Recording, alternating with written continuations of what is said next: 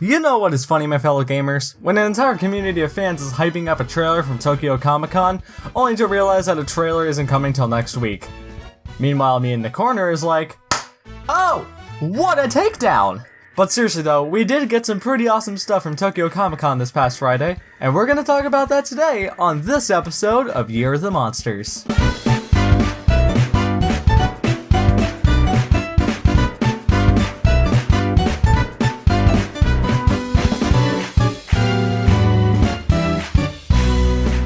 And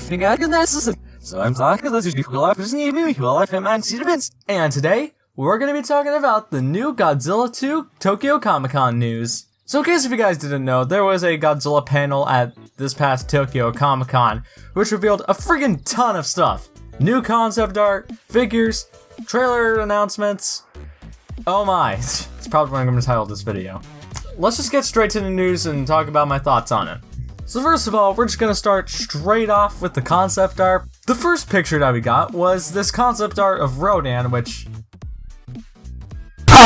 he looks so great! You got him bursting out of the volcano with the wings and the feathers, and oh my god, look exactly like the maquette that was revealed in July. But I mean, honest to god, this picture's just beautiful. I love it. Can't wait for that Art of Godzilla 2 book so I can see this image perfectly. Next up, we got this picture of Mothra. Nothing really much here, just a picture of her. And, I'll get to her design later. Next up, we got this friggin' amazing image of Godzilla fighting King Ghidorah, what appears to be underwater. It looks so cool. I love the way Ghidorah looks in this picture. His wings are friggin' massive. His heads are just awesome. And you got Godzilla just being dwarfed by this giant dragon thing.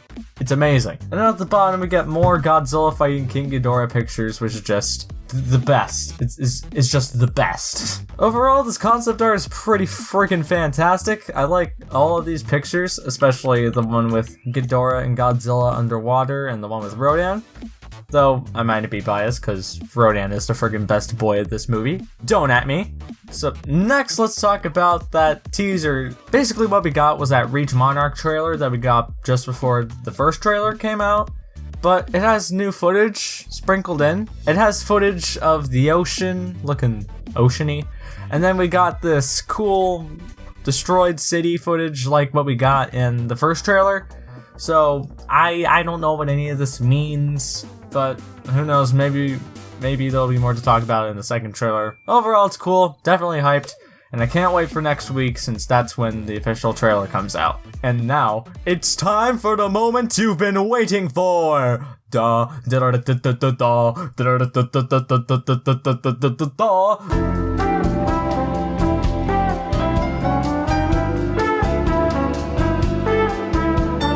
Okay, no, but seriously, it is the time that you've been all waiting for. My thoughts on all of these designs for the monsters. So let's start off with the king himself, Godzilla.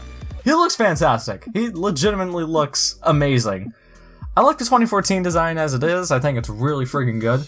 And this update makes it look even better. I like what they did with the feet and how they made it a bit more spread out, and the claws look a bit like roots kinda, which makes sense since the legs do look like trees. It does make sense that the claws would look like roots. I really like the dorsal plates. They look a lot like the first Godzilla's dorsal plates and look freaking rad. In general, I love this update. Looks freaking fantastic. Next, let's talk about King Ghidingus himself, and by god, this design looks freaking rad. I love how it's sort of a modernization of the 91 Ghidorah. It's definitely not my favorite King Ghidorah design.